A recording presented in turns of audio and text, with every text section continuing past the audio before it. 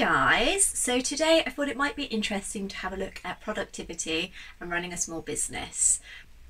Hi guys, so today I thought it might be interesting to have a look at productivity and small business. You are the driving force behind your small business, and if you're not productive then it could really slow down sales and stop you achieving your goals. For me, I have gone through so many different productivity setups, from really rigid scheduled timetables that alternate each week, each day, to more relaxed wing it. It's a work in progress. I don't think that I'm ever going to find one that I'm 100% happy with, but this year productivity and being organised is more important than ever, as I've gone back to my other business, which means that I haven't got Monday to Friday in my studio anymore. So for the days that I am in here, they change every week, but I really need to be on it. The last few years have been extremely tough for most of us, and personally I have found that my mental health has definitely taken a bit of battering. This year I didn't make any resolutions, I wasn't feeling it, and also, I didn't need that extra pressure. But when I saw somebody had mentioned on Facebook in a parenting group about this fabulous app, at first I was skeptical, but I did decide that I needed to do something because of, as I said, I was just feeling really low. My anxiety was peaking again and I was just under a lot of stress. So I thought, why not give it a go? And I'm really happy I did.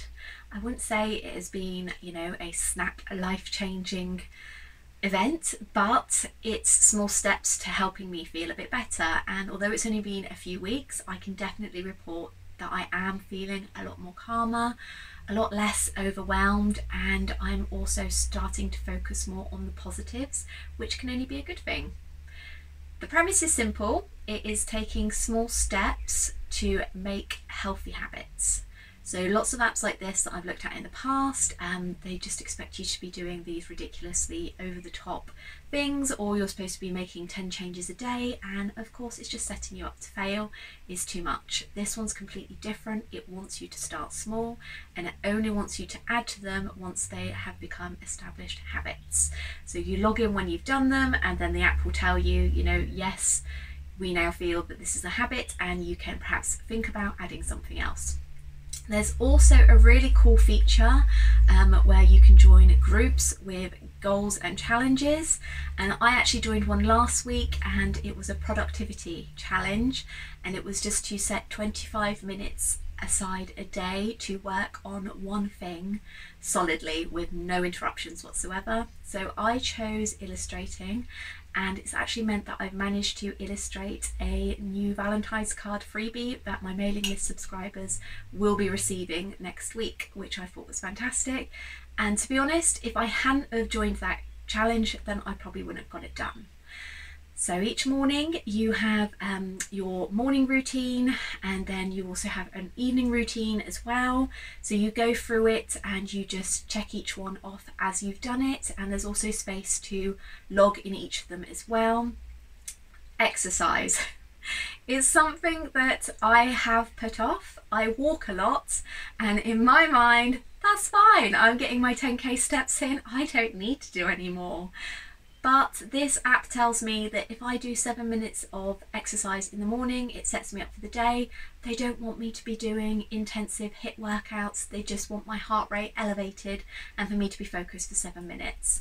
So I have been mixing it up each morning. Sometimes I'm doing a bit of yoga, sometimes I'm doing a dance workout, or sometimes it's just some gentle stretching. But I'm actually enjoying it.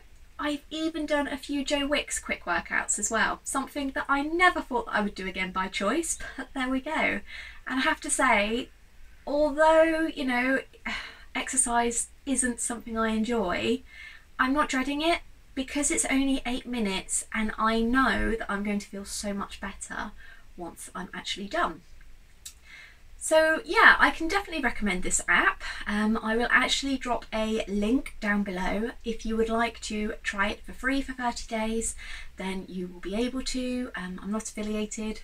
It's just, again, something that I think has been helpful for me, because when I'm in the right headspace, it means that I am ready to go to set up for my working day. If you follow me over on Instagram, chances are you've already seen this. It is my Indie Roller Making It Work 12-month planner.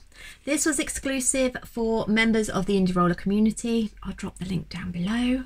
And it is really helpful because it isn't just a 12-month guide or a 12-month planner for the year. It's also got helpful things such as social media content pillars, which will help you obviously decide what you're going to be posting and just help you to build your social media audience. Monthly getting it done goals specific for that month, including obviously listing obstacles and strategies for coping with that.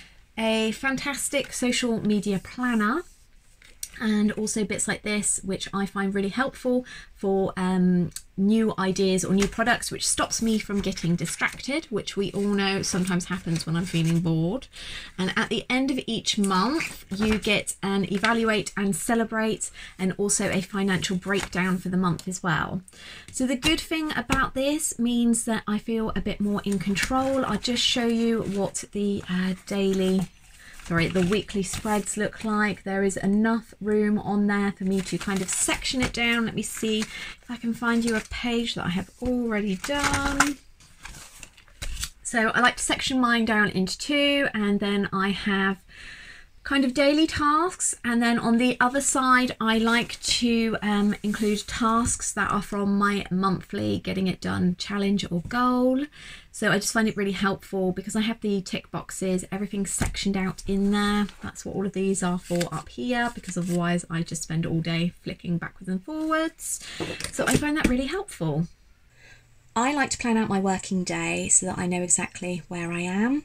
So as I mentioned before, I split it into two, and then I make a note throughout my whole diary of important things, like if I'm nursing that day, so I'm not going to be in the studio, if it's half term or TBT Junior isn't at school for any reason, then it just means that when I'm planning ahead, I can make sure that I'm not planning in for days when I'm not actually here. The most important thing that I have learnt this year is that I need to be more accurate with the timings that I give, and that I also need to start respecting my own boundaries for when I'm going to work and when I'm going to not work. So at the moment I'm working about 4.5 hours a day when I'm not nursing. I've scaled back massively this year, mainly because of we just couldn't pay the bills, so I've had to give priority to nursing. I'm hoping that will change, but we will have to see.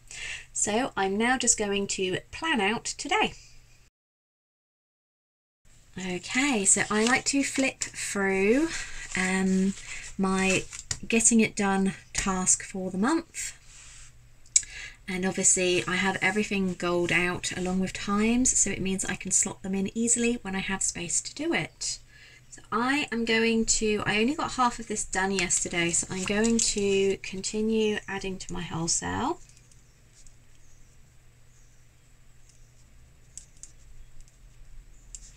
And also I'm in the middle of a card design, a new one. So there we go. So that's already 3 hours that have been taken up out of my day, so I've only got an hour and a bit. As you can see, I didn't highlight this here, which means that I need to complete it today. So social media, I need 30 minutes. So that means that I have made a note here. Something else I need to touch on is you will see going through that we have got bits and pieces for like Mother's Day or different retail dates. So I go through the whole year and then just schedule everything in to help me keep on top of getting all the designs out in time, all of the listings, the SEO, so things like that. So I also have to make sure that I've got time to do this. So as I'm sure you've already noticed, I'm over a little bit. If I need to make my Easter items and edit my Mother's Day SEO, I won't be able to do it tomorrow because I'm nursing. Same for Friday. So there's going to have to be a bit of give and take here. These are usually what I want to try and do, and then we will just have to see. So if I pop that down to just 30 minutes, because I did do a bit this morning, so it shouldn't take so long. So what do we got here? 2, 3, 4. Okay. I've just realised I've also got an order that needs to be done. So let's pop this over here. Sunglasses ×4.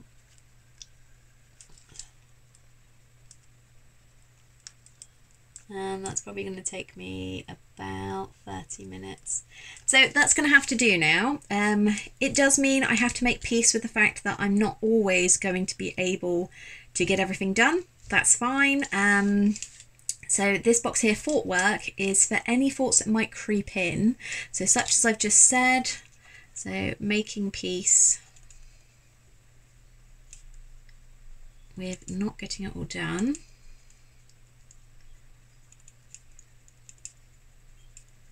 And the flip side to that is that I'm actually respecting my time boundaries. So, you know, it's not all bad. One of the digital items that I use for my business is Trello. And I find it quite helpful because I can set up both short-term goals, such as my Mother's Day launch, and then there's more long-term goals as well, and just daily things like purchase lists, to-do lists, just things like this. Although this isn't very full at the moment, it's something that I am just beginning to utilise. And the great thing about this is with all of the boards that you have, you can use it on both the PC and also I've got it on my phone and also my tablet that I use for business as well. I like it because it means that I can add in checklists for things, such as on my purchase list. Let's just see, yeah, so purchase list I can add also, I need to get some more, oh no, I need to get some more printer ink. So I can add that in, and then it's just a nice prompt for me to remember when it comes to ordering all of my supplies.